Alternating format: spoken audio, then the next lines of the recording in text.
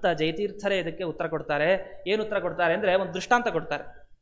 ಒಬ್ಬ ರಾಜ ಸಂಕಲ್ಪ ಮಾಡ್ತಾನೆ, ವಿದ್ಯಾಚರಣಾದಿನ ಅಸ್ಮೈ ಬ್ರಾಹ್ಮಣಾಯ ಆಗಾಮಿ ಕಾಲೇ ಸೂರ್ಯೋಪರಾಗೆ ಗಾಂ ದಾಸ್ಯಾಮಿ ಅಂತ ಒಂದು ಹೇಳ್ತಾನೆ, ಪ್ರತಿಜ್ಞೆ ಮಾಡ್ತಾನೆ. ಈಗ ಒಬ್ಬ ಬ್ರಾಹ್ಮಣ ಬಹಳ ದೊಡ್ಡ ಪಾಂಡಿತ್ಯ ಸಂಪಾದನೆ ಮಾಡಿದ್ದಾನೆ, ಶುದ್ಧ ಕರ್ಮಾಚರಣೆ ಕರ್ಮಜ್ಞಾನ ಎರಡೂ ಇದೆ, ಎರಡರಲ್ಲೂ ಇದ್ದಾನವನು ಇದ್ದು ಇವನಿಗೆ ದಾನ ಮಾಡಬೇಕು, ಗೋದಾನ ಮಾಡ್ತೀನಿ ಅಂತ ಇಚ್ಛೆ ಪಟ್ಟ. ಯಾವಾಗ ಅಂದರೆ ಮುಂದೆ ಒಂದು ಸೂರ್ಯಗ್ರಹಣ ಬರುತ್ತೆ ಸ್ವಲ್ಪ ಸಂದರ್ಭದಲ್ಲಿ, ಆ ಸೂರ್ಯಗ್ರಹಣ ಕಾಲದಲ್ಲಿ ನಾನು ಗೋದಾನ ಮಾಡ್ತೀನಿ ಅಂತ. ನೋಡಿ, ಆ ದಾನಗಳಲ್ಲೂ ಗೋದಾನನೇ ಇಟ್ಕೊಳ್ತಾರೆ ಎಲ್ಲರೂ, ಪ್ರಧಾನ ಯಾವುದೇ ಗ್ರಂಥದಲ್ಲೂ ಗೋದಾನಕ್ಕೆ ಬಹಳ ಮಹತ್ವ. ಆ ಗೋದಾನವನ್ನು ಮಾಡ್ತೇನೆ ಅಂತ ಇಚ್ಛೆ ಪಟ್ಟ. ಈಗ ರಾಜನ ಇಚ್ಛೆ ಪೂರ್ಣ ಅಲ್ವೋ ಹೌದೋ ಅಂತ ವಿಚಾರ ಮಾಡಿದ್ರೆ ಪೂರ್ಣನೇ. ಅವನೇನು ಹೇಳಿದ್ದು, ಆಗಾಮಿ ಕಾಲೇ ದಾಸ್ಯಾಮಿ ಅಂತ, ಈಗ ಕೊಡ್ತೀನಿ ಅಂತ ಅವ್ರು ಹೇಳಿಲ್ಲ. ಮುಂದಿನ ಕಾಲದಲ್ಲಿ ಅಲ್ಲಿ ಸೂರ್ಯಗ್ರಹಣ ಬರುತ್ತೆ, ಆ ಸಂದರ್ಭದಲ್ಲಿ ಗೋವನ್ನು ಕೊಡ್ತೇನೆ ಅಂತ ಇಚ್ಛೆ ಪಟ್ಟಿದ್ದು ಈ ಸಂದರ್ಭದಲ್ಲೇ. ಆದರೆ ಕೊಡೋದು ಅಂತ ಇಚ್ಛೆ ಪಟ್ಟಿದ್ದು ಯಾವಾಗ, ಆಗಾಮಿ ಕಾಲೇ ಅಂತ. ಹಾಗಾಗಿ ರಾಯರ ಬಗ್ಗೆನೂ ಇಚ್ಛೆ ಪಟ್ಟ. ಇದು ರಾಯರು ಅಂತ ನಾನು ಹೇಳಿತ್ತು, ರಾಯರೇ ಬರೆದಿರುವಂತಹ ಕೃಷ್ಣ ಚಾರಿತ್ರ ಮಂಜರಿ ಅಂತ ಅಪರೋಕ್ಷ ಜ್ಞಾನಿಗಳವರು ಅಂತ ಅವರನ್ನು ಉದಾಹರಣೆ ತಗೊಂಡು ಹೇಳಿದೆ. ಎಲ್ಲ ಅಪರೋಕ್ಷ ಜ್ಞಾನಿಗಳ ಬಗ್ಗೆ ಈ ವಿಷಯ ಸಾಮಾನ್ಯವಾದದ್ದು. ಆವಾಗ ಏನು ಮಾಡೋದು, ರಾಯರಿಗೆ ಈ ಕಾಲದಲ್ಲಿ ಮೋಕ್ಷ ಕೊಡ್ತೇನೆ ಅಂತ ಭಗವಂತ ಹೇಳಿಲ್ಲ. ಯಾವ ಕಾಲದಲ್ಲಿ ಪ್ರಾರಬ್ಧ ಕರ್ಮ ಎಲ್ಲ ಅನುಭವಿಸಿ ಮುಗಿಯುತ್ತೋ ಆ ನಂತರದ ಕಾಲದಲ್ಲಿ ನಾನು ಮೋಕ್ಷವನ್ನು ಕೊಡ್ತೇನೆ, ಅಲ್ಲಿವರೆಗೂ ಕೂಡ ಸಜ್ಜನರಿಗೆ ಅನುಗ್ರಹ ಮಾಡಬೇಕು ಅನ್ನುವ ಇಚ್ಛೆಯನ್ನು ಪಟ್ಟಿದ್ದ. ಹಾಗಾಗಿ ಭಗವಂತನ ಇಚ್ಛೆ ಅದು ಅಪರಿಪೂರ್ಣ ಆಗಲೇ ಇಲ್ಲ ಅಂತ ಈ ರೀತಿ ಒಂದು ದೊಡ್ಡ ಪ್ರಸಾದದ ಬಗ್ಗೆ, ಅನುಗ್ರಹ ಇಚ್ಛಾ ಅನ್ನುವಂಥ ಏನು ಕರಿತೀವಿ ಎಲ್ಲ ಒಂದೇ ಶಬ್ದ, ಅದರ ಅರ್ಥ ಅಂತಹ ಕೃಷ್ಣನ ಪ್ರಸಾದ ಬಹಳ ಮುಖ್ಯ ಅಂತ ಈ ದೃಷ್ಟಿಯಲ್ಲಿ ರಾಯರು ಈ ಕೃಷ್ಣ ಚಾರಿತ್ರ ಮಂಜರಿಯ ಕೊನೆಗೆ ಕೃಷ್ಣ ಪ್ರಸಾದದ ಅಂತ ಈ ವಿಷಯವನ್ನು ಹೇಳ್ತಾರೆ. ಈ ವಿಷಯವನ್ನು ಹೇಳಿ ಈ 2ನೇ ಶ್ಲೋಕ, ಬಹಳಷ್ಟು ಶ್ಲೋಕ ಇದೆ, 6 ದಿವಸಗಳಲ್ಲಿ ಎಷ್ಟು ಶ್ಲೋಕ ಸಂಪೂರ್ಣ ಆಗುತ್ತೋ ಗೊತ್ತಿಲ್ಲ, ಅದು ತುಂಬ ಅದ್ಭುತವಾಗಿದೆ. ಕೃಷ್ಣಚಾರಿತ ರಾಯರ ಬಗ್ಗೆ ಹೇಳಬೇಕಂದ್ರೆ ಒಂದೊಂದು ಪದ ಬಹಳಷ್ಟು ಇದೆ. ಅಲ್ಲಿ ನ್ಯಾಯಸುಧಾ ಬರುತ್ತೆ, ಒಂದ್ಸಲಿ ಭಾಗವತ ನೆನಪಾಗುತ್ತೆ, ಒಂದ್ಸಲಿ ಹರಿವಂಶ ನೆನಪಾಗುತ್ತೆ, ಹೀಗೆ ಒಂದೊಂದು ಗ್ರಂಥ ನೆನಪಾಗ್ತಾನೆ ಇರುತ್ತೆ. ಇನ್ನು ಅಷ್ಟಾದಶ ಪುರಾಣ ಹೇಳಲಿಕ್ಕೆ ಸಾಧ್ಯವೇ ಒಂದೊಂದು ಪದಕ್ಕೆ, ಯಾವ್ದು ನೆನಪಾಗುತ್ತೋ ಅದು ಹೇಳೋದು ಅಂತ ಅಷ್ಟೇ. 2ನೇ ಶ್ಲೋಕಕ್ಕೆ ಹೋಗೋಣ. 1ನೇ ಶ್ಲೋಕದಲ್ಲಿ ನಿಲ್ಲಿಸ್ತೇನೆ. ಸಂಸ್ಕಾರಾನ್ ಪ್ರಾಪ್ಯ ಗರ್ಗಾತ್ ಬಹುಶಿಶು ಚರಿತೈ ಪ್ರೀಣಯನ್ ಗೋಪಗೋಪೀ ಅಂತ ತಾತ್ಪರ್ಯ ನಿರ್ಣಯ ಭಾವ ಸಂಗ್ರಹ ಗ್ರಂಥದಲ್ಲಿ ಬರೆದ್ರು. ಇಲ್ಲಿ ಬರೀತಾ ಅವ್ರು ಹಾಗೆ ಬರೆಯಲ್ಲ. ಯೋ ಮಾತುರ್ಜೃಂಭಮಾಣೋ ಜಗದಿದಮಖಿಲಂ ದರ್ಶಯನ್ನಂಕರೂಢ ಗರ್ಗೇಣಾಚೀರ್ಣ ನಾಮ ಅಂತ ಬರೀತಾರೆ. ಇಲ್ಲಿ ಗರ್ಗಾಚಾರ್ಯರ ಪ್ರಸಂಗ ತಗೊಳ್ತೇನೆ. ನಾಮಕರಣ ಮಾಡಿದ್ರು ಗರ್ಗಾಚಾರ್ಯರು, ಕೃಷ್ಣ ಬಲರಾಮ ಅಂತೆಲ್ಲ ನಾಮಕರಣವನ್ನ ಮಾಡ್ತಾ ಹೋದ್ರು. ಭಗವಂತನಿಗೆ ಹೆಸರಿಡೋದೆ, ಭಗವಂತನ ಹೆಸರಿಡ್ಲಿಕ್ಕೆ ಸಾಧ್ಯವೇ? ಅವನು ಇವತ್ತೇ ಹೆಸರು ಬಂದಿದ್ದಲ್ಲ, ಅನಾದಿ ಕಾಲದಿಂದ ವೇದದಲ್ಲೇ ರಾಮ ಕೃಷ್ಣ ಅನ್ನುವ ಶಬ್ದವನ್ನು ನಾವು ಕೇಳ್ತೇವೆ, ಇವತ್ತು ಬಂದಿದ್ದಲ್ಲ. ಅಂದರೆ ರಾಮ ಅನ್ನೋ ಶಬ್ದವನ್ನು ಹೊಸದಾಗಿ ಗರ್ಗಾಚಾರ್ಯರು ಕೃಷ್ಣನಿಗೆ ಇಟ್ಟಿದ್ದು, ಅದೇನು ಇಡೋ ಹಾಗೆ ಸಾಧ್ಯವೇ ಇಲ್ಲ ಅಂತ ಒಂದು ಮಾತು ಬರುತ್ತೆ. ಆ ಮಾತಿನ ಬಗ್ಗೆ ನಾವು ಅಭಿಪ್ರಾಯ ಬೇಡ, ಅದಕ್ಕೆ ದೃಷ್ಟಿ ಹಾಯಿಸೋದು ಬೇಡ. ಗರ್ಗೇಣ ಆಚೀರ್ಣ ನಾಮ ಅಂತ ಇಲ್ಲಿ ರಾಯರು ಪ್ರಯೋಗ ಮಾಡಿದರು. ಗರ್ಗಾಚಾರ್ಯರು ಆಚೀರ್ಣ ನಾಮ ಒಂದು ಹೆಸರನ್ನ ಕೊಟ್ಟರು ಅಂತ ಇಲ್ಲೊಂದು ವಿಷಯ ಬಂತು. ಆದರೆ ಈ ತಾತ್ಪರ್ಯ ನಿರ್ಣಯ ಭಾವ ಸಂಗ್ರಹದಲ್ಲಿ ಸಂಸ್ಕಾರಾನ್ ಪ್ರಾಪ್ಯ ಗರ್ಗಾತ್ ಅಂತ ಸಂಸ್ಕಾರ ಪಡೆದರು ಗರ್ಗಾಚಾರ್ಯರಿಂದ ಅಂತ ಮಾತು ಬರುತ್ತೆ. ಈ ಸಂಸ್ಕಾರ ಅನ್ನೋದಕ್ಕೂ ಇಲ್ಲ ಆಚೀರ್ಣ ನಾಮ ಅನ್ನೋದಕ್ಕೆ ಏನು ವ್ಯತ್ಯಾಸ ಹೇಳಿದರು ರಾಯರು ಎರಡು ವಿಷಯದಲ್ಲಿ ಅಂದರೆ, ಇಲ್ಲಿ ಭಾಗವತ ದಶಮಸ್ಕಂಧದ ನೆನಪನ್ನ ನಮಗೆ ತಂದುಕೊಡ್ತಾರೆ. ಸಂಸ್ಕಾರ ಅನ್ನೋ ಒಂದು ಪದ ಬರುತ್ತೆ. ಈ ಸಂಸ್ಕಾರ ಅನ್ನೋ ಒಂದು ಪದ ಬರೆದ್ರೆ ನಮ್ಗೆ ಏನು ನೆನಪಾಗಬೇಕು ಅಂತಂದ್ರೆ ಬರೀತಾರೆ, ಭಾಗವತ ದಶಮಸ್ಕಂಧದ ಮಾತು ನಂದ ಉವಾಚ ಅಂತ ಪ್ರಾರಂಭ ಆಗುತ್ತೆ. ನಂದ ಗೋಪ ಹೇಳ್ತಾನೆ, ಅಲಕ್ಷಿತೇಸ್ಮಿನ್ ರಹಸಿ ಮಾಮಕೈರಪಿ ಗೋವ್ರಜೆ ಕುರು ದ್ವಿಜಾತಿ ಸಂಸ್ಕಾರಂ ಸ್ವಸ್ತಿ ವಾಚನ ಪೂರ್ವಕಂ ಅಂತ ಮಾತು ಬರುತ್ತೆ. ಗರ್ಗಾಚಾರ್ಯರಿಗೂ ನಂದಗೋಪನಿಗೂ ಸಂವಾದ ನಡೆಯುತ್ತೆ. ಯಾವಾಗ ಎಲ್ಲಿ ಯಾವಾಗ ಈ ಜಾತಕ ಇದು ನಾಮಕರಣ ಸಂಸ್ಕಾರ ಮಾಡಬೇಕು ಕೃಷ್ಣನಿಗೆ ಬಲರಾಮನಿಗೆ ಅಂತ ಮಾತು ಚರ್ಚೆ ಆಗುತ್ತೆ. ಆಗ ಎಲ್ಲರೂ ಮುಂದೆ ಮಾಡೋ ಹಾಗಿಲ್ಲ. ಯಾಕೆ ಅಂದರೆ ಇವನು ಕೃಷ್ಣ ಅಂತ ಎಂದರೆ ತನ್ನನ್ನು ಸಂಹಾರ ಮಾಡೋನು ಅಂತ ಕಂಸನಿಗೆ ಗೊತ್ತಾದರೆ ಬಹಳ ಅನರ್ಥ ಇದೆ. ಅದಕ್ಕೆ ಗುಪ್ತವಾಗಿ ಮಾಡಬೇಕು. ಗುಪ್ತವಾಗಿ ಮಾಡಬೇಕು ಅಂದರೆ ನಮ್ಮವರಾದ ಗೋಪಾಲಕರಿಗೂ ಗೊತ್ತಾಗಬಾರ್ದು. ಯಾಕೆ ಅಂದರೆ ಅಲ್ಲಿ ವಸುದೇವನಿಗೂ ಈ ನಂದಗೋಪನಿಗೂ ಏನೋ ಸಂಬಂಧ, ಇಬ್ರು ಫ್ರೆಂಡ್ಸ್, ಇಬ್ರು ಸ್ನೇಹಿತರು, ಹಾಗಾಗಿ ಇವನ ಮಗನನ್ನ ಅವನಿಗೆ ಕೊಟ್ಟಿರ್ಬೋದು. ಹಾಗಾಗಿ ಈ ರೀತಿಯ ಚಿಂತನೆಗಳು ಕಂಸನಿಗೆ ಗೊತ್ತಾದರೆ ಅವಾಗಲೂ ಕೂಡ ಕಷ್ಟ ಇದೆ ಅಂತ ರಹಸ್ಯವಾಗಿ ಒಂದ್ ಕಡೆ ಹೋಗಿ ಯಾರೂ ಇಲ್ಲದ ಕಡೆ ಆಯ್ತಂತೆ ನಾಮಕರಣ. ಎಲ್ಲರನ್ನು ಕರೆಸಿ ನಾಮಕರಣ ಕೃಷ್ಣನಿಗೆ ಗರ್ಗಾಚಾರ ಮಾಡಿದ್ದಿಲ್ಲ, ಕೃಷ್ಣನಿಗೆ ಈ ರೀತಿ ಪರಿಸ್ಥಿತಿ ಉಂಟಾಯ್ತು. ನಾಮಕರಣ ಕೃಷ್ಣನಿಗೆ ಮಾಡಬೇಕು ಅಂತಿದ್ರೆ ಎಲ್ಲ ಸಂದರ್ಭ ಒದಗಿ ಅವನು ನಾಮಕರಣ ನಡೀಲೇ ಇಲ್ಲ. ತಾನು ರಹಸ್ಯವಾಗಿ ಎಲ್ಲೋ ಒಂದು ಕಡೆ ಗರ್ಗಾಚಾರ್ಯರು ಗುಪ್ತವಾಗಿ ಮಾಡಿಕೊಂಡ್ರು. ಯಾಕೆ ಅಂದರೆ ಲೋಕಕ್ಕೆ ತೋರಿಸ್ಬೇಕು, ನನಗೆ ಹೆಸರಿಡೋರು ಯಾರೂ ಇಲ್ಲ, ಎಲ್ಲರನ್ನೂ ಕರೆಸಿ ಇಟ್ಬಿಟ್ರೆ ಅದು ಬಹಳ ಪ್ರಸಿದ್ಧ ಆಗ್ಬಿಡತ್ತೆ. ಗರ್ಗಾಚಾರ್ಯ ಇಟ್ಟಿದ್ದು ಅಂತ, ಏನೋ ರಹಸ್ಯದಲ್ಲಿ ಇಟ್ಟಿದ್ದಾರೆ ಅಂದರೆ ಏನೋ ಇದೆ, ಬಹಳ ಏನೋ ತಿಳ್ಕೊಳ್ಳೋದಿದೆ ಅಂತ. ಏನು ಅಂದರೆ ಭಗವಂತನಿಗೆ ಹೆಸರಿಡೋದು ಅಂತ ಯಾರಿಗೂ ಇಡ್ಲಿಕ್ಕೆ ಸಾಧ್ಯ ಇಲ್ಲ. ಹೆಸರಿಟ್ಟು ಅವನ ಅನುಗ್ರಹವನ್ನು ಪಡೆದುಕೊಂಡ್ರಷ್ಟೇ. ಗರ್ಗಾಚಾರ್ಯಗೊಂದು ಸೌಭಾಗ್ಯ, ಕೃಷ್ಣ ಪರಮಾತ್ಮನಿಗೆ ಕೃಷ್ಣ ಅಂತ ಹೆಸರಿಟ್ಟಿದ್ದು ಗರ್ಗಾಚಾರ್ಯನು ಒಂದು ಸೌಭಾಗ್ಯ ಅಷ್ಟೇ. ಅಲ್ಲಿ ಬರ್ತಾ ಕುರು ದ್ವಿಜಾತಿ ಸಂಸ್ಕಾರಂ ಅಂತ ಒಂದು ಸಂಸ್ಕಾರ ಅಂತ ಒಂದು ಪದ ಹಾಕ್ತಾರೆ. ಅದನ್ನೇ ಇಲ್ಲಿ ರಾಯರು ಸಂಸ್ಕಾರಾನ್ ಪ್ರಾಪ್ಯ ಗರ್ಗಾತ್ ಅಂತ. ಏನು ಸಂಸ್ಕಾರ ಅಂದರೆ ದ್ವಿಜಾತಿ ಸಂಸ್ಕಾರ ಅಂತ. ದ್ವಿಜಾತಿ ಸಂಸ್ಕಾರ ಅನ್ನೋ ಪದಕ್ಕೆ ಸ್ವಲ್ಪ ಸಂಸ್ಕೃತ ಬಲ್ಲವರಾದರೆ ಅರ್ಥ ಮಾಡ್ಕೊಂಡ್ಬಿಡ್ತಾರೆ. ದ್ವಿಜ ಅಂತಂದರೆ 2 ಸಲ ಹುಟ್ಟುತ್ತಾನೆ ಬ್ರಾಹ್ಮಣ, ಆದ್ರಿಂದ ದ್ವಿಜ ಅಂತ ಕರಿತೀವಿ. 2 ಸಲ ಯಾವಾಗ ಹುಟ್ಟಿದ್ದು? ಒಂದು ಮಾತೃಗರ್ಭದಿಂದ ಹೊರಗೆ ಬರ್ತಾ ದ್ವಿಜ ಅಂತ ಕರೀತಾರೆ. ಇನ್ನೊಂದು ಗಾಯತ್ರಿ ಮಂತ್ರೋಪದೇಶ ಯಾವಾಗ ಆಗತ್ತೆ ಆಗ ದ್ವಿಜ ಅಂತ ಅವರನ್ನು ಕರೀತಾರೆ ಅಂತ. ಆದರೆ ಇಲ್ಲಿ ದ್ವಿಜಾತಿ ಸಂಸ್ಕಾರ ಅಂದರೆ ಹಾಗಾದ್ರೆ ಏನಾಯ್ತು? ಬ್ರಾಹ್ಮಣ್ಯ ಸಂಸ್ಕಾರ ಕೊಟ್ರು ಅಂತ ಅರ್ಥ ಹೇಳಿದಾಗಾಯ್ತು. ಆದರೆ ಕೃಷ್ಣ ಬಲರಾಮ ಅವತಾರ ಆಗಿದ್ದು ಬ್ರಾಹ್ಮಣನಾಗಿ ಅಲ್ಲ, ಒಂದು ಕ್ಷತ್ರಿಯ ಅಥವಾ ವೈಶ್ಯ ಗೋಪರ ಆದ್ರಿಂದ ಆ ರೀತಿ ಹೇಳಬೇಕು. ಇಲ್ಲಿ ಹೇಗೆ ಅರ್ಥ ಮತ್ತೆ ದ್ವಿಜಾತಿ ಸಂಸ್ಕಾರ ಅನ್ನೋ ಪದಕ್ಕೆ ಅಂದರೆ ದ್ವಿಜಾತಿ ಅಂತಂದರೆ ದ್ವಿತೀಯ ಜಾತಿ ಅಂತ ಅರ್ಥ. ದ್ವಿಜಾತಿ ಅಂದರೆ 2 ಬಾರಿ ಹುಟ್ಟಿದ್ದು ಅಂದರೆ ದ್ವಿ ಅನ್ನೋದಕ್ಕೆ 2 ಅಂತ ಹೇಳ್ತೀವಲ್ಲ, ಹಾಗೆ ದ್ವಿಜಾತಿ ಅಂದರೆ 2ನೇಯ ಜಾತಿ. ಬ್ರಾಹ್ಮಣ, ಕ್ಷತ್ರಿಯ, ವೈಶ್ಯ ಅಂತ ಮುಂದಕ್ಕೆ ಹೇಳ್ತೇವೆ. ಅಲ್ಲಿ 2ನೇದು ಕ್ಷತ್ರಿಯ ಅಂತ ಅರ್ಥ. ಹಾಗಾದರೆ ಕುರು ದ್ವಿಜಾತಿ ಸಂಸ್ಕಾರ ಅಂದರೆ ಕ್ಷತ್ರಿಯರಿಗೆ ಏನು ಸಂಸ್ಕಾರ ಬೇಕೋ ಆ ಸಂಸ್ಕಾರವನ್ನು ಸ್ವಸ್ತಿ ವಾಚನ ಪೂರ್ವಕಂ ಎಲ್ಲ ಮಂಗಳವಾದ ಕಾರ್ಯಕ್ರಮಗಳನ್ನು ಮಾಡಿ ಅವರಿಗೆ ದ್ವಿಜಾತಿ ಸಂಸ್ಕಾರ ಮಾಡಿದರು ಅಂತ ಈ ಅಂಶವನ್ನು ತಿಳಿಸಬೇಕಾಗಿದೆ ರಾಯರು. ಅದಕ್ಕೆ ಒಮ್ಮೆ ತಾತ್ಪರ್ಯ ನಿರ್ಣಯ ಈ ಭಾವಸಂಗ್ರಹ ಗ್ರಂಥದಲ್ಲಿ ಸಂಸ್ಕಾರಾನ್ ಪ್ರಾಪ್ಯ ಗರ್ಗಾತ್ ಅನ್ನುವ ಈ ಸಂಸ್ಕಾರ ಅನ್ನೋ ಒಂದು ಪದವನ್ನು ಇಲ್ಲಿ ಹಾಕಿದರು. ಇನ್ನು ಇಲ್ಲಿ ಗರ್ಗೇಣ ಆಚೀರ್ಣ ನಾಮ ಅಂತ ಕೃಷ್ಣ ಚಾರಿತ್ರ ಮಂಜರಿಯಲ್ಲಿ ಹೇಳಿದ್ರು. ಇಲ್ಲಿ ಯದ್ಯಪಿ ಗರ್ಗಾಚಾರ್ಯರು ಒಂದು ಗೌರವ ಕೊಡಬೇಕು, ಆಚಾರ್ಯ ಅನ್ನೋ ಪದ ಗರ್ಗಾಚಾರ್ಯರಿಗೆ ಹಾಕಬೇಕು. ಆದರೆ ಇಲ್ಲಿ ಏನು ಮಾಡಿದ್ರು? ಗರ್ಗೇಣ ಅಂತ ಏಕವಚನ ಬಳಸಿದ್ದಾರೆ. ನಮ್ಮ ಸಂಸ್ಕೃತದಲ್ಲಿ ಯದ್ಯಪಿ ತಪ್ಪಿಲ್ಲ, ಮಹಾತ್ಮರನ್ನ ಕೃಷ್ಣೇನ ಅಂತ ಹೇಳ್ತೀವಿ, ಜಯತೀರ್ಥ ಮುನಿನಾ ಅಂತ ಹೇಳ್ತೀವಿ, ಎಲ್ಲ ಏಕವಚನ ಪ್ರಯೋಗ ಮಾಡೋದಿದೆ. ಅದು ಗೌರವ ಸೂಚಕ ಅಲ್ಲ ಅಂತೇನಲ್ಲ, ಸಂಸ್ಕೃತದ ಶೈಲಿ ಹಾಗೆ. ಒಬ್ಬರಿದ್ದಾಗ ಏಕವಚನ ಬಳಸೋದು ಒಂದು ಕ್ರಮ. ಆದರೆ ಈ ಗರ್ಗೇಣ ಅನ್ನುವ ಮಾತಿಗೆ ಆ ಕಾಲದಲ್ಲಿ ಗರ್ಗಾಚಾರ್ಯರಿಗೆ ದೊಡ್ಡ ಬೆಲೆ ಇತ್ತು. ಹಾಗಾಗಿ ಅವರನ್ನು ಕರೆದು ನಾಮಕರಣ ಸಂಸ್ಕಾರವನ್ನು ಕೃಷ್ಣ ಬಲರಾಮರಿಗೆ ಮಾಡಿದ್ದು.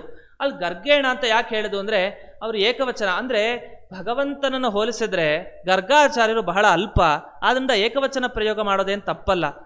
ಆದರೆ ಅಂತಹ ಅಲ್ಪರಾದ ಗರ್ಗಾಚಾರ್ಯರು ಕೃಷ್ಣನಿಗೆ ಇಂಥ ಹೆಸರನ್ನು ಇಟ್ಟು ಕೃಷ್ಣ ಅಂತ ಹೆಸರಿಟ್ಟರು ಅಂತ ಈ ರೀತಿ ಆ ಅಲ್ಪತ್ವ ತೋರಿಸ್ಬೇಕು. ಗರ್ಗಾಚಾರ್ಯರು ಒಂದು ಸಣ್ಣ ವ್ಯಕ್ತಿ ಆ ಕೃಷ್ಣನ ಮುಂದೆ ಅನ್ನುವ ಅಂಶವನ್ನು ತಿಳಿಸ್ಲಿಕ್ಕೆ ಆಚಾರ್ಯ ಪದ ಕಿತ್ತಾಕ್ಬಿಟ್ಟಿದ್ದಾರೆ. ಗರ್ಗೇಣ ಅಂತ ಆರಾಮಾಗಿ ಹೇಳಿಬಿಟ್ರು, ಇಲ್ಲಾಂದ್ರೆ ಗೌರವ ಕೊಡಬೇಕಾಗಿತ್ತು. ಆ ಸಂದರ್ಭ ಕೃಷ್ಣ ಬಲರಾಮನಿಗೆ ನಾಮಕರಣ ಸಂಸ್ಕಾರ ಮಾಡಿದವರು ಅಂದರೆ ಒಂದು ಬೆಲೆ ಇಲ್ವಾ? ಅವ್ರಿಗೆ ಬೆಲೆ ಇದ್ದೇ ಇರುತ್ತೆ. ಆಮೇಲೆ ಗರ್ಗೇಣ ಆಚೀರ್ಣ ನಾಮ ಅಂತ ಹೇಳಿದ್ದಾರೆ ಅಂದರೆ ಕ್ಷುದ್ರನಾದ ವ್ಯಕ್ತಿ. ಕ್ಷುದ್ರ ಅಂದರೆ ಅವರು ಒಳ್ಳೆ ಸಾತ್ವಿಕರ ವ್ಯಕ್ತಿ. ಭಗವಂತನಿಗೆ ಹೋಲಿಸಿದ್ರೆ ಕ್ಷುದ್ರ ಅಂದರೆ ಅಲ್ಪ ಶಕ್ತಿ, ಅಲ್ಪ ಜ್ಞಾನ ಇರುವಂತಹ ವ್ಯಕ್ತಿ. ಅಂತಹ ಗರ್ಗಾಚಾರ್ಯರಿಂದ ನಾಮವನ್ನು ಪಡೆದುಕೊಂಡ್ರು ಸಾಕ್ಷಾತ್ ಭಗವಂತ ಮತ್ತು ಶೇಷದೇವರು ಎಂತಹ ಅನುಗ್ರಹವನ್ನು ಗರ್ಗಾಚಾರ್ಯ ಮಾಡಿದ್ದಾರೆ ಅನ್ನುವ ಒಂದು ಭಾವನೆಯಲ್ಲಿ ಸೂಚನೆ ಆಗ್ತಾ ಇದೆ. ಅದನ್ನು ಗರ್ಗೇಣ ಅನ್ನುವ ಈ ಶಬ್ದದಿಂದ ನಾವು ತಿಳಿದುಕೊಳ್ಬೋದು. ಇಂತಹ ಈ ಕೃಷ್ಣನು ಕೃತ ರುಚಿರಮಃ ಬಾಲಲೀಲೋ ವಯಸ್ಸೇಹಿ, ಬಾಲಲೀಲೆಗಳನ್ನು ಮಾಡ್ದ ಅಂತ ಹೇಳ್ತಾ ಅಲ್ಲೊಂದು ಮಾತು ಬರುತ್ತೆ. ಗೋಪಿಕಾಸ್ತ್ರೀಯರ ಮನೆಗಳಿಗೆ ಹೋದ, ಕ್ಷೀರ ದಧಿ ಇದೆಲ್ಲವನ್ನು ಕದ್ದ ಅಂತ ಒಂದು ಮಾತು ಬರುತ್ತೆ. ಈ ಮಾತಿಗೆ ಅರ್ಥ ಇವ್ರು ಹೇಳೋದೇನು ಅಂತಂದರೆ ಕದ್ದ ಕೃಷ್ಣ. ಯಾವುದನ್ನು ಕದ್ದಿದ್ದು? ತನ್ನ ವಸ್ತುವೇ ತಾನು ಕದ್ದಿದ್ದು. ಇದು ಸಾಮಾನ್ಯವಾಗಿ ಹೇಳ್ತೀವಿ ಈಶಾವಾಸ್ಯಮಿದಂ ಸರ್ವಂ. ಜಗತ್ನಲ್ಲಿ ಏನೇನು ವಸ್ತು ಇದೆಯೋ ಅದೆಲ್ಲವೂ ಕೂಡ ಅದು ಭಗವಂತನದ್ದೇ. ಭಗವಂತ ತನ್ಮನೆಗೆ ಬಂದ, ತನ್ಮನೇಲಿದ್ದ ಮೊಸರು ಹಾಲು ಇದನ್ನೆಲ್ಲ ಕದ್ದ. ಇದು ದೋಷವೇ? ದೋಷ ಏನಲ್ಲ. ಅಲ್ಲದೆ ಪಾತ್ರರಿಗೆ ದಾನ ಮಾಡಬೇಕು ಅಂತ ಹೇಳ್ತೀವಿ. ಒಳ್ಳೆಯವರು ಸಿಕ್ಕಿದಾಗ ಚೆನ್ನಾಗಿ ದಾನ ಮಾಡಿ ಅಂತ. ಸಾಕ್ಷಾತ್ ಭಗವಂತನೇ ಬಂದು ತಾನು ತಗೊಂಡು ಹೋಗ್ತಾ ಇದ್ದಾನೆ. ಅಂತಹ ಭಗವಂತನಂತಹ ದೊಡ್ಡ ಪಾತ್ರನಾದ ವ್ಯಕ್ತಿ ಸಿಗ್ಲಿಕ್ಕೆ ಸಾಧ್ಯವೇ? ಆ ಗೋಪಿಕಾಸ್ತ್ರೀಯರ ಸೌಭಾಗ್ಯ. ಭಗವಂತ ತಾನೇ ಬಂದು ತಾನೇ ತಗೊಂಡು ಹೋಗ್ತಾ ಇದ್ದಾನೆ ವಸ್ತು, ದಾನ ಮಾಡಿದ ಲೆಕ್ಕ ಅದು. ಆದ್ರಿಂದ ಅದನ್ನ ತಪ್ಪು, ಅದು ಸರಿಯಿಲ್ಲ, ಅವನು ಚೋರ ಅಂತ ಈ ರೀತಿ ಪರಿಗಣನೆ ಮಾಡೋದು ತಪ್ಪು. ಹಾಗಾದ್ರೆ ಕೃಷ್ಣನನ್ನ ಕಳ್ಳ ಅಂತ ಕರಿಬಾರ್ದೆ ಅಂದ್ರೆ ಹೌದು, ಕಳ್ಳ ಅಂತ ಕರಿಬಾರ್ದು, ದೊಡ್ಡ ದೋಷ ನಮಗೆ ಬರುತ್ತೆ ಅಂತ. ಆದರೆ ಮಧ್ವಾಚಾರ್ಯರು ಹೇಳ್ತಾರೆ, ನಿಜವಾದ ಕಳ್ಳ ಅಂದರೆ ಅದು ಕೃಷ್ಣನನ್ನೇ ನಿಜವಾದ ಕಳ್ಳ ಅಂತ ಕರಿಬೇಕು. ಕಳ್ಳರಿಗೆಲ್ಲ ಆದರ್ಶ ಕೃಷ್ಣ ಪರಮಾತ್ಮ ಅಂತೆ. ಹಾಗಂದ್ರೆ ಏನು ಕದಿಬೇಕೇನು? ಬೆಣ್ಣೆ ಮೊಸರೆಲ್ಲ ಕದಿಬೇಕಾ ಎಲ್ಲ ಕಡೆ ಹೋಗಿ ಕಳ್ಳರು ಅಂದರೆ? ಹಾಗಲ್ಲ. ಕೃಷ್ಣ ಏನು ಕದೀತಾನೋ ಅದನ್ನು ನೀವು ಕದಿಲಿಕ್ಕೆ ಬಂದರೆ ನೀವು ಕಳ್ಳರು, ಅದನ್ನು ಅನುಸರಿಸಿ. ಕೃಷ್ಣ ಏನು ಕದೀತಾನೆ ಅಂದರೆ ಈ ಬೆಣ್ಣೆ ಮೊಸರು ಕರೆದಿದ್ದು ಬಿಡಿ. ಅದಕ್ಕೊಂದು ಕಡೆ ಆಚಾರ್ಯ ಹೇಳ್ತಾರೆ, ನಾರಾಯಣೋ ನಾಮ ನರೋ ನರಾಣಾಂ ಪ್ರಸಿದ್ಧ ಚೋರಃ ಕಥಿತ ಪೃಥಿವ್ಯಾಂ ಅನೇಕ ಜನ್ಮಾರ್ಜಿತ ಪಾಪ ಸಂಚಯಂ ಹರತ್ಯ ಶೇಷಂ ಸ್ಮೃತಿ ಮಾತ್ರ ಏವ ಅಂತ ಸ್ಪಷ್ಟ ಹೇಳಿದ್ದಾರೆ. ಇದರ ಅಭಿಪ್ರಾಯ ಏನು? ಕೇಳಿದವ್ರಿಗೆ ಆಗಲೇ ಅರ್ಥ ಆಗಿರ್ಬೋದು. ಒಂದೊಂದು ಪದ ಕೇಳಿದ್ರೆ ವಿವರಣೆ ಕೊಡ್ತೇನೆ. ಪ್ರಸಿದ್ಧ ಚೋರ ಕಥಿತ ಪೃಥಿವ್ಯಾಂ, ಜಗತ್ನಲ್ಲಿ ಯಾರು ದೊಡ್ಡ ಕಳ್ಳ ಅಂತ ಹುಡ್ಕೊಳ್ತಾ ಹೋದ್ರೆ ಮೊದಲನೇ ಅವನು ಸಿಗೋದೇ ಆ ಕೃಷ್ಣ ನಾರಾಯಣ, ಅವನೇ ದೊಡ್ಡ ಕಳ್ಳ. ಯಾಕೆಂದ್ರೆ ಎಲ್ರಿಗೂ ಗೊತ್ತು, ಕೃಷ್ಣ ಅಂದ್ರೆ ನೆನಪಾಗೋದು ಅದನ್ನ ಕದ್ದ ಇದನ್ನ ಕದ್ದ, ಗೋಪಿಕಾ ಸ್ತ್ರೀಯರ ಜೊತೆ ವಿಹಾರ ಮಾಡ್ದ, ಈ ರೀತಿಯ ಅಂಶಗಳೇ ನಮಗೆ ನೆನಪಾಗೋದು. ಪ್ರಸಿದ್ಧ ಚೋರಃ, ದೊಡ್ಡ ಕಳ್ಳ ಕೃಷ್ಣ, ಎಲ್ಲರಿಗೂ ಗೊತ್ತಿರೋನು ಅಂತ ಹೇಳ್ತಾ ಆ ಕೃಷ್ಣ ಕದ್ದ ಅಂತಾನೆ ಚಿಂತನೆ ಮಾಡಿ ಏನ್ ಕದೀರಿ ಅಂತ, ಕದಿಯಪ್ಪ ಭಗವಂತ ಬೇಗ ಬಂದ್ ಕದಿ. ಯಾವುದನ್ನ? ಈ ಬೆಣ್ಣೆ ಮೊಸರನ್ನ ಕದಿ ಅಂತ ಹೇಳೋದಲ್ಲ ಹೊರತು ನಮ್ಮಲ್ಲಿರೋ ವಸ್ತುಗಳು ಕೆಲವು ಇದೆ ನಮಗೆ ಕಾಣಿಸ್ತೇ ಇರೋದು. ದಿವಸ ನಾವು ಸಂಪಾದನೆ ಮಾಡ್ಕೊಳ್ತಾ ಇರ್ತೀವಿ. ಹೇಗೆ ದುಡ್ಡನ್ನು ಸಂಪಾದನೆ ಮಾಡ್ತೀವೋ, ಹೇಗೆ ಬೇರೆದನ್ನು ಸಂಪಾದನೆ ಮಾಡ್ತೀವೋ, ಹಾಗೆ ದಿನನಿತ್ಯ ಪ್ರತಿ ಕ್ಷಣ ಸಂಪಾದನೆ ಮಾಡ್ತಾ ಇರ್ತೀವಿ. ಯಾವುದು? ಅನೇಕ ಜನ್ಮಾರ್ಜಿತ ಪಾಪ ಸಂಚಯಂ. ಪಾಪ ಪ್ರತಿ ಕ್ಷಣ ಉಚ್ಚಾರಣೆ ಮಾಡ್ತಾ ಇದ್ದೀವಿ ಅಂದರೆ ಒಂದೊಂದು ಕ್ಷಣವೂ ಕೂಡ ದಶಾವರಾಣಾಂ ದೇಹಾರಾಂ ಕಾರಣಾನಿ ಕೌತ್ಯಯಂ ಅಂತ 10 ಜನ್ಮ ಕಡಿಮೆ ಇರಲ್ಲ, ಅಷ್ಟು ಪಾಪಗಳನ್ನು ಪ್ರತಿ ಕ್ಷಣ ಮಾಡ್ತಾರೆ. ಹೇಗೆ? ನಾವು ಉಚ್ಚಾರಣೆ ಮಾಡ್ತಾ ಇದ್ರೆ ಇಲ್ಲಿರೋ ಪ್ರಾಣಿಗಳು ನಾಶ ಆಗ್ಬೋದು, ನಾವು ಕೂತಿದ್ರೆ ಯಾವುದೋ ಸಾಯ್ಬೋದು, ಎಷ್ಟು ಪಾಪಗಳು. ಮತ್ತು ಮಾತಾಡೋದು ಮನಸ್ಸಿನ ಶುದ್ಧಿ ಇರೋಲ್ಲ. ಅಂದಮೇಲೆ ಪ್ರತಿ ಕ್ಷಣವೂ ಕೂಡ 10 ಜನ್ಮಗಳಷ್ಟು ಸಿಗೋ ಪಾಪ ದಿವಸ ಪ್ರತಿ ಕ್ಷಣ ಮಾಡ್ತಾನೆ ಇರ್ತೀವಿ. ಇಂತಹ ಪಾಪಗಳನ್ನು ಕದಿಯೋರು ಯಾರು? ಈ ಕಳ್ಳರು ಕದೀತಾರ? ಸಾಧ್ಯವಿದೆಯಾ? ಆ ಭಗವಂತ ಕದಿಯೋದಿದ್ರೆ ನೀವು ಕದೀರಿ, ಅಂತಹದ್ದು ಅವನ ಆದರ್ಶ ಅಂತ ಇಟ್ಕೊಳ್ಳಿ. ಆದರೆ ಭಗವಂತ ಕದಿಯೋದು ಏನು ಅಂದರೆ ನಮ್ಮ ಅನೇಕ ಜನ್ಮಗಳಿಂದ ಮಾಡಿದ ಪಾಪಗಳನ್ನು ತನ್ನ ಕಾರುಣ್ಯ ಅವನು ನಮ್ಮ ಮೇಲಿಟ್ಟು ತಾನು ಎಲ್ಲವನ್ನು ಕದ್ದುಕೊಂಡು ಹೋಗ್ತಾನೆ. ಆದ್ದರಿಂದ ನಿಜವಾದ ಕಳ್ಳ ಅಂತ ನಾವು ಹೊಗಳಬೇಕಾಗಿದ್ದು ಆ ಭಗವಂತನನ್ನ ಅಂತ. ಈ ರೀತಿ ಮಧ್ವಾಚಾರ್ಯರು ಸಾಕ್ಷಾತ್ ಪರಮಾತ್ಮನ ಕಳ್ಳ ಅಂತ, ಪ್ರಸಿದ್ಧ ಚೋರಃ ಅಂತ ಬಾಯಿ ಬಿಟ್ಟು ತಮ್ಮ ಗ್ರಂಥದಲ್ಲಿ ನಿರೂಪಣೆ ಮಾಡಿದ್ದಿದೆ. ಹೀಗೆ ಕೃಷ್ಣನನ್ನ ಕಳ್ಳ ಅನ್ನೋದು ಈ ಅರ್ಥದಲ್ಲಿ ತಪ್ಪಲ್ವೇ ಅಲ್ಲ. ಹಾಗಾಗಿ ಕೃಷ್ಣನನ್ನ ಚೋರ ಅಂತ ಆರಾಮಾಗಿ ಬಾಯ್ಬಿಟ್ಟು ಹೇಳ್ಬೋದು. ಆದರೆ ಮನಸ್ಸಿನಲ್ಲಿ ಇದೊಂದಿರಬೇಕು, ಏನು ಕದ್ದ ಅನ್ನೋ ವಿಷಯವನ್ನು ಮಾತ್ರ ಮನಸ್ಸಿನಲ್ಲಿ ಇಟ್ಕೊಳ್ಬೇಕು ಅಂತ ಈ ಸಂದರ್ಭ ನೆನಪಿಸ್ತಾ, ಕೃಷ್ಣನಿಗೆ ಬಲರಾಮನಿಗೆ ಕೃಷ್ಣ ಬಲರಾಮ ಸಂಕರ್ಷಣ ಅಂತನೂ ಬಲರಾಮನಿಗೆ ಹೆಸರಿದೆ. ಯಾಕೆ ಸಂಕರ್ಷಣ ಅಂತ ಕರೀತಾರೆ ಅಂತ ಭಾಗವತದಲ್ಲಿ ನಿರೂಪಣೆ ಮಾಡಿದ್ದಿದೆ ದಶಮಸ್ಕಂದದಲ್ಲಿ. ಆ ವಿಷಯವನ್ನು ಹೇಳ್ತೇನೆ.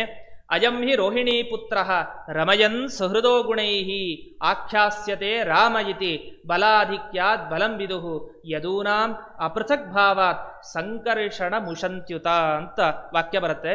ಇದರ ಅಭಿಪ್ರಾಯ ರಾಮ ಬಲ, 2 ಶಬ್ದ ಇದೆ. ಬಲ ಅಂದರೆ ಹೆಚ್ಚು ಬಲ, ಅವನಿಗೆಲ್ಲ ಗದಾ ಬಲ ಎಲ್ಲವೂ ಬಲ ಇತ್ತು, ಆದ್ರಿಂದ ಬಲ ಅಂತ ಕರೆದ್ರು. ರಾಮ ಅಂತಂದ್ರೆ ಸಂತೋಷ ಕೊಡೋನು, ಅಂದ್ರೆ ಬಲರಾಮನಿಗೆ ಅಷ್ಟು ಒಳ್ಳೆಯ ಗುಣಗಳಿತ್ತು, ಅವನು ಬಹಳ ಸಾತ್ವಿಕನಾದ ವ್ಯಕ್ತಿ, ಒಳ್ಳೆಯ ಗುಣಗಳಿತ್ತು, ಬಂಧು ಮಿತ್ರರಿಗೆ ಬಹಳ ಅವನ ಕಂಡ್ರೆ ಖುಷಿ, ಆದ್ರಿಂದ ಬಲರಾಮ ಅಂತ ಕರೆದ್ರು ಅಂತ ಸಾಮಾನ್ಯವಾದ ಅರ್ಥವನ್ನು ಹೇಳಿದರು.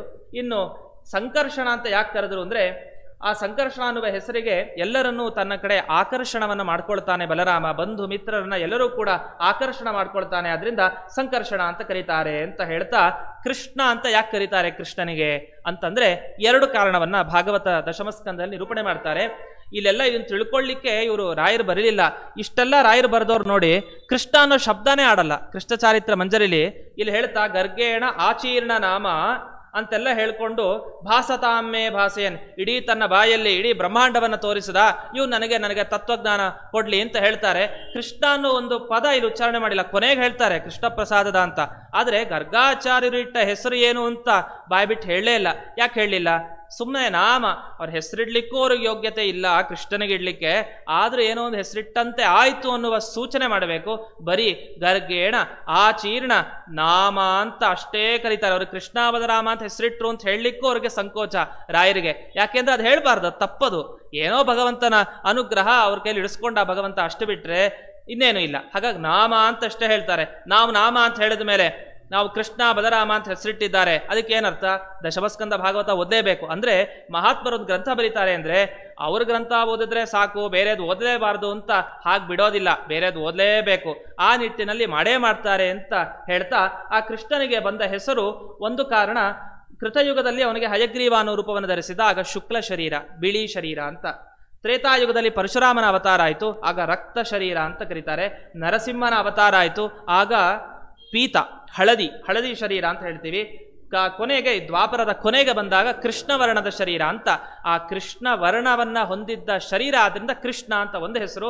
ಇನ್ನೊಂದು, ಈ ಕೃಷ್ಣನೇ ಮುಂದೆ ನಂದಗೋಪನಿಗೆ ಹೇಳ್ತಾರೆ ಗರ್ಗಾಚಾರ್ಯರು, ಈ ಕೃಷ್ಣ ನಿಮಗೆ, ನಿಮ್ಮ ಗೋಪರಿಗೆ, ಗೋಪಿಕಾ ಸ್ತ್ರೀಯರಿಗೆ, ಯಾರ್ಯಾರಿಗೆ ಈ ಭೂಮಿಲಿ ಇದಾರೋ ಎಲ್ರಿಗೂ ಸುಖ ಕೊಡ್ತಾನೆ. ಮುಂದಕ್ಕೆ ನಿಮ್ಗೆ ಗೊತ್ತಿಲ್ಲ, ಈ ಮಗು ಹುಟ್ಟಿದೆ ಅಂತ ಅವ್ರು ಹೇಳೋದು. ಆ ಹುಟ್ಟಿದೆ ಅನ್ನೋ ಅಭಿಪ್ರಾಯ ನಾವು ಬೇರೆ ತಿಳ್ಕೊಂಡಿದ್ದೇವೆ. ಅಂತಹ ಈ ಮಗು ನಿಮಗೆಲ್ಲರಿಗೂ ಅನುಗ್ರಹ ಮಾಡುತ್ತೆ ಮುಂದೆ ಅಂತ ಹೇಳಿದ್ರು. ಅದರ ಅಭಿಪ್ರಾಯ ಏನು ಅಂದರೆ ಕೃಷಿಣಃ ಕೃಷ್ಣ ಅಂತ. ಕೃಷಿ ಅಂತಂದರೆ ಭೂಮಿ ಅಂತ ಅರ್ಥ. ಈ ಭೂಮಿಯಲ್ಲಿ ಣ ಅಂದರೆ ಸುಖ.